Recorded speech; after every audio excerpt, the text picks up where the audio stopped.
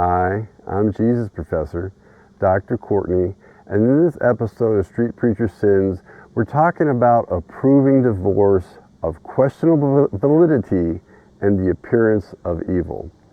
Over the past months, I've spent many hours reviewing video and other related materials directly provided by John Williams and Betsy Williams relating to their failed marriage. At very least, we should all readily admit that beginning to court another woman before a divorce is final is the appearance of evil for John Williams, who purports to be a man of God in a position of Christian influence and leadership. Beyond that fact that both sides acknowledge, we have a classic he said, she said situation where one's conclusions seem to be heavily swayed by which side one believes. Given that I am an eyewitness of John Williams' lack of honesty regarding me personally, as well as Sister Cindy Smock, I am more than open than many SOPA affiliates and alumni in the community to the possibility that John Williams might not be telling the absolute truth in this case either.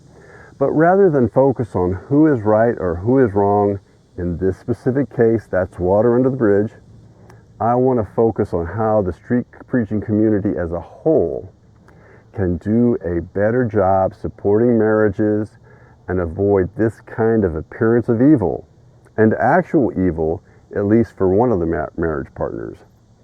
It seems cultish to me that the main case that Betsy Williams is an unbeliever centers around her lack of acceptance of Dean Saxton and SOPA-affiliated street preachers. To decree someone as an unbeliever for the purposes of 1 Corinthians 7:15, a full Matthew 18 process, including Betsy's local church or equivalent fellowship, would be much more convincing than apparent decrees from a star chamber of SOPA affiliates and alumni. Does John Williams really expect the broader community of believers to accept that Betsy is an unbeliever without having followed the biblical imperative given in Matthew 18 that would compel us to?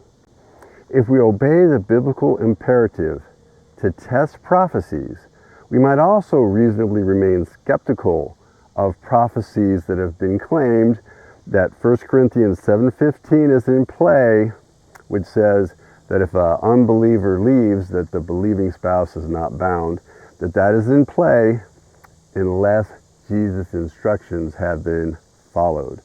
Jesus gave a clear and complete procedure in Matthew 18 to compel the broad community of believers to accept that someone who was once considered a believer should now be treated as an unbeliever. No one should be surprised when some remain skeptical when Jesus' instructions are not followed in a complete and convincing manner.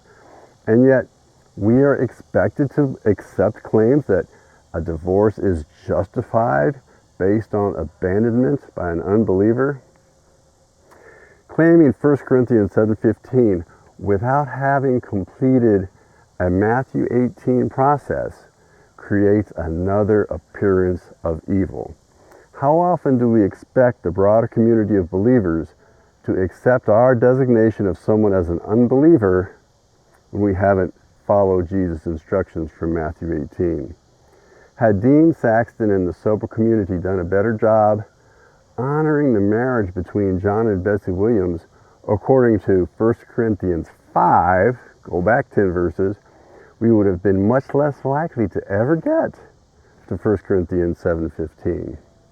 There seems to be consistent testimony on both sides to a number of multi-night ministry trips by John Williams with other preachers over Betsy Williams' objections. Thus, John seems to have repeatedly abandoned the marriage bed without the mutual consent demanded by 1 Corinthians 7:5.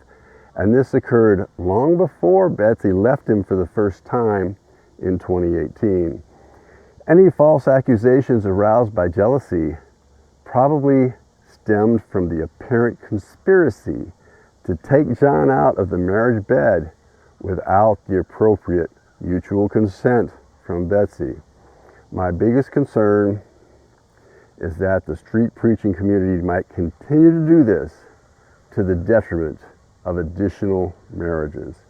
I also hope that more people would watch the video of John's refusal to support and defend Betsy on the occasion where Dean Saxton was taking video of her on the sly in the early morning hours in Betsy's home. When preachers get this creepy, we need to defend our wives. Finally, if mentoring or fellowship by me or a group I was part of was ever driving a wedge between a brother and his believing wife, I would encourage the brother to leave me and to leave my group and pursue his calling and ministry elsewhere in order to be reconciled to his wife.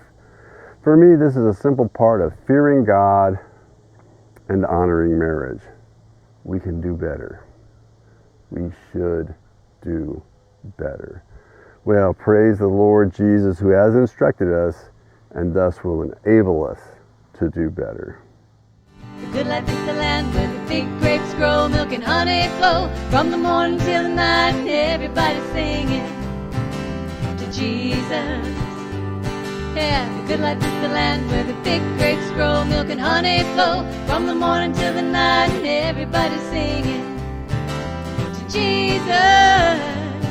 Oh, I love Jesus. La la la la la la la la la la la la la. I love Jesus.